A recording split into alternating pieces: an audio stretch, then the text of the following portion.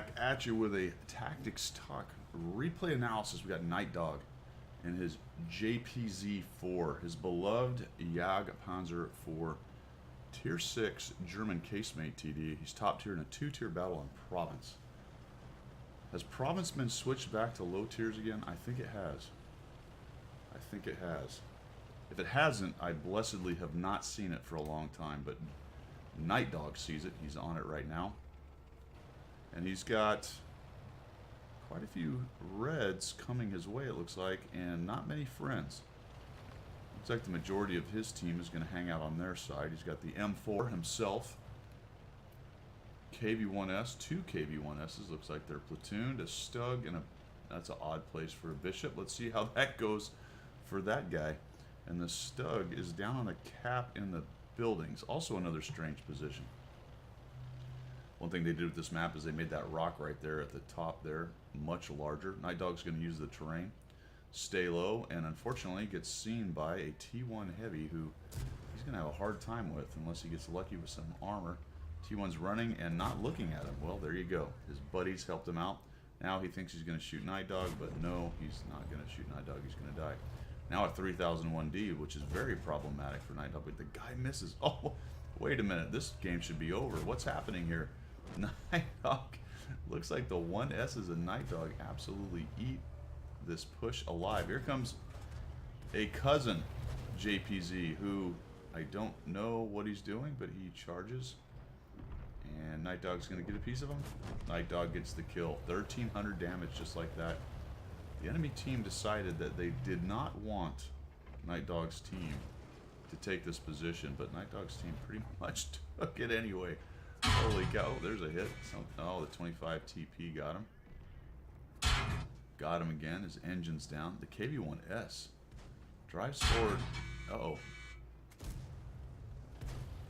And the 25 TP, oh my goodness, 25 TP is not quite able to seal the deal, and Nitedog just lives. Had his engine damaged, actually destroyed. Oh, that was quite the scrum right there. Quite the scrum. Notice when your engine is damaged, your turning rate and radius and everything else. Obviously your forward momentum is miserable. And he is just crawling up this hill with a damaged engine.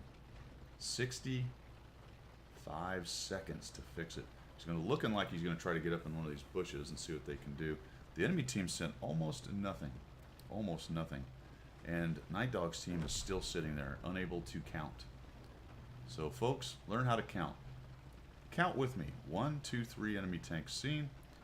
2 artillery, that's 5. Now one guy's dead. 2 enemy tanks seen. 2 artillery, that's 4. That doesn't leave very many, does it? There's another one spotted. There's another one dead.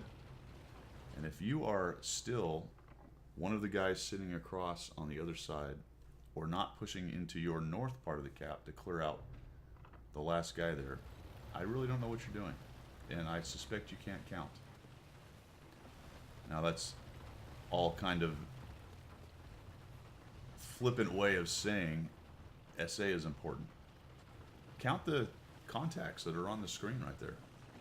Look at what kind of contacts they are. It's 2 artillery and 3 other tanks. That's 5 of what's left. There's only 6 left. That means there's not much. Cromwell's bailed out. He's headed over that way. Nitedog wisely gets out of that bush because the artillery only needs to splash into there and take him out. And he fixed his engine. He's probably feeling a lot better right about now. Now his push is dead, but they've done their damage. There's him and the 1S, both at 1 shots. 1S is turtling up. The Panzer Fizzle thing will certainly end his day. There's a 67 back there too. That is also problematic. Looks like they've flexed over to hang out on the backside of their cap there. 1S is taking advantage. You can see that he's moving forward, and it looks like Nitedog is going to do the same thing. So there's their 3 tanks. Counting, right? Counting is easy. 3 tanks. I see 3 tanks lit, or have been lit recently. That leaves 2 artillery in the corner. So they are clearly all stuffed into that corner. Now that's one of those obvious ones where you might say, oh, Guido, that's easy. I can see that. But you need to expand that out to where you can do that on a bigger map, as in a more fluid map, I guess, a map where each team owns a little more real estate to start to guess where things are. What does that allow you to do? It allows you to know where you can move and when you can move, where you can expect shots, where the threats are potentially going to come from. The problem with passive players who don't move around maps a lot is they don't, end game like this, they don't know where to go. And they often blow it because they stumble into obvious places where enemies hang out and they just don't know where that might be. Look at that. One nice thing about the JPZ at this level, it does hit pretty hard. And reloads pretty good. He's going to hang out here and try to avoid the splash. Now what Mad Dog knows, going back to the discussion about maps, there we go, someone tried to HE him.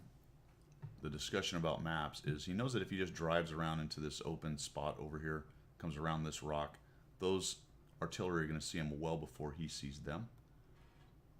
And more than likely he'll take one, if not two artillery shots before he even has a chance to shoot back, and that's probably be the end of him. So he's got to wait for the long move while we got 3002, a 3001, and an 01, who all hung out on the other side of the map nearly the entire game, eventually move up. And I suspect that 3002 might just get on the cap. That is the kind of thing a camper does. Let's find out. Does he go across it? Oh no, there you go. Good on him. Good on him. I am glad I was wrong. Nitedog sees them closing in. The other thing about being aggressive like this is getting yourself in position to get more hit points. He's got 1900. There we go. He found one of them moving. This is going to hurt. Oh, they both missed. Would you look at that? And he's going to get the shot. Oh, jeez. Ramming? I think he actually shot him. Spins around, and now he gets a nice kill on the 41 HMC. Well done. 6 kills, 2,343 damage. Pretty exciting early on right there. That was nicely done. A little luck, a little skill, some map knowledge, some essay and procedural knowledge on how to fight late game, and you come out of it with 6 kills and 2,300 damage. And a relatively low tier 6 battle, but lots of good stuff to learn right there. Thanks for sending that in, Nitedog. I do appreciate it, and we will see you.